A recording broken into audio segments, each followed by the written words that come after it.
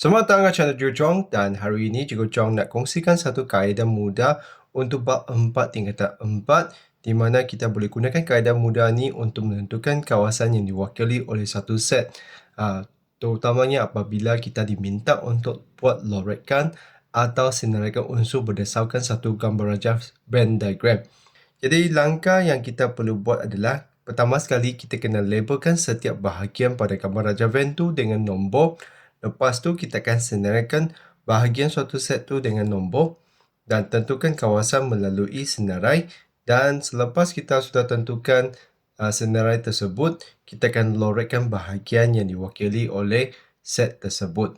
Kalau kita hanya sekadar lihat ayat ini, mungkin kita susah untuk fahamkan kaedah tu. Jadi di sini saya sediakan 4 contoh untuk kita bincangkan kaedah ini dengan teliti. Jadi di sini kita punya arahan adalah loret rantau yang diwakili oleh set berikut. Jadi langkah pertama tu kita akan labelkan setiap bahagian pada gambar rajah Venn tu dengan nombor. Jadi bermula daripada yang di luar kita akan labelkan sebagai 1.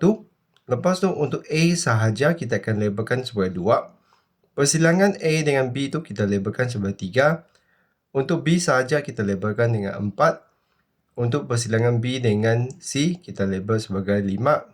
Dan untuk C sahaja kita labelkan sebagai 6.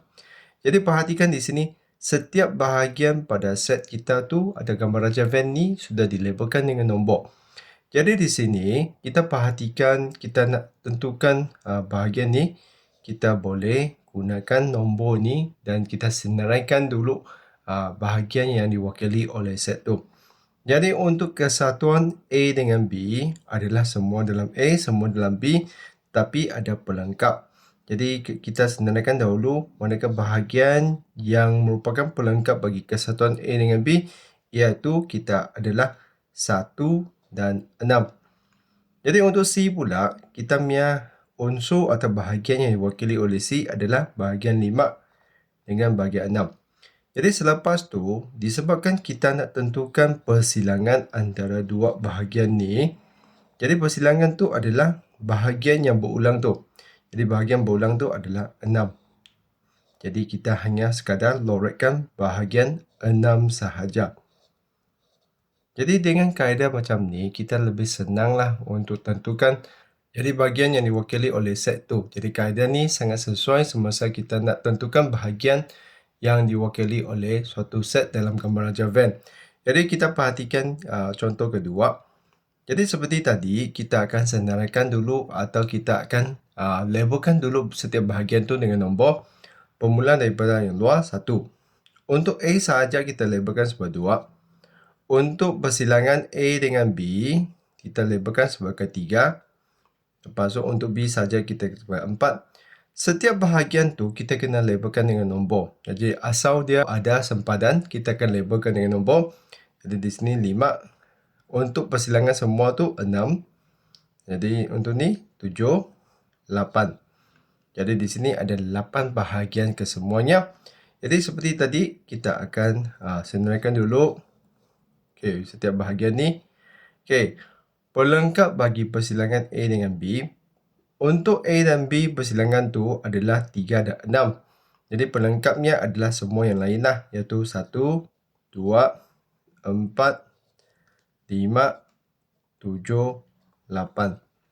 Jadi untuk C pula adalah mana? C adalah 5, 6, 7, 8.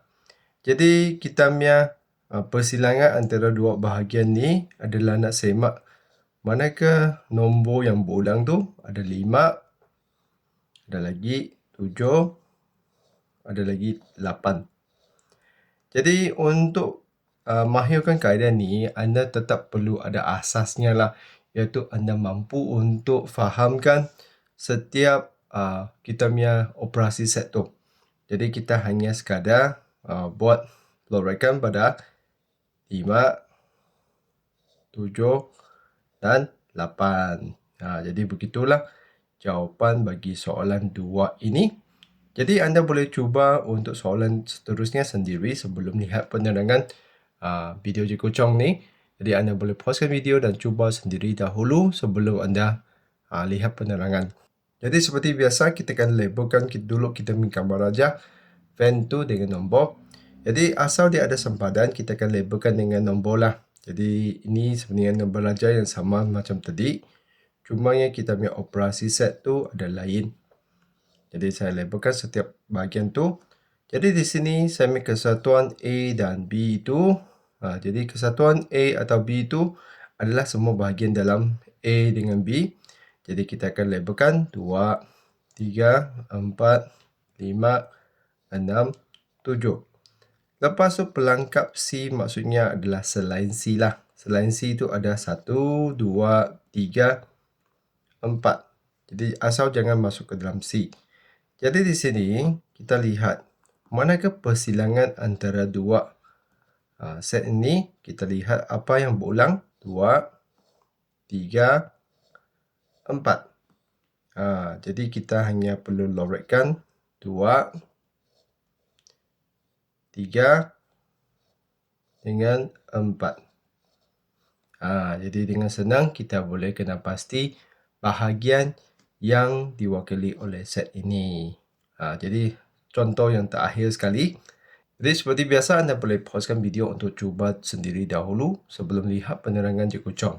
Jadi seperti biasa kita kena labelkan setiap bahagian dulu. 1, 2, 3, 4, 5, 6, 7, 8. Jadi untuk B adalah mana? Iaitu semua yang di dalam B, 3, 4, 6 dan 7.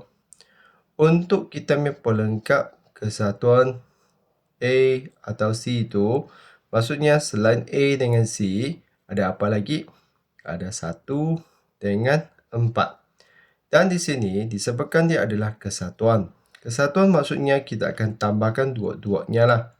Jadi apabila kita tambah dua-duanya, maksudnya kita akan ambil daripada 1, 3, 4 tu berulang. Jadi maksudnya kita ambil saja sekali lah.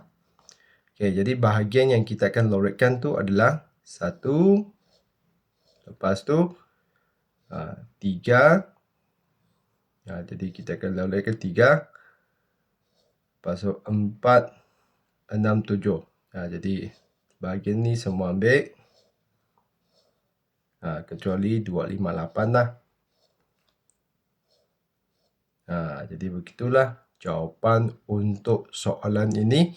Jadi selepas anda dengar pendengaran 4 contoh ni, saya nasihatkan anda untuk cari lagi lebih latihan dan latih dengan kaedah ini yang saya rasa sangat mudah lah untuk membantu kita mengenal pasti satu bahagian yang diwakili oleh suatu set, terutamanya dengan gambar raja Venn. Jadi begitu saja perkongsian kali ini. Kalau rasa video Cikgu Chong ini membantu, jangan lupa untuk tekan like dan subscribe channel Cikgu Chong. Sekian, terima kasih. Kita jumpa lagi.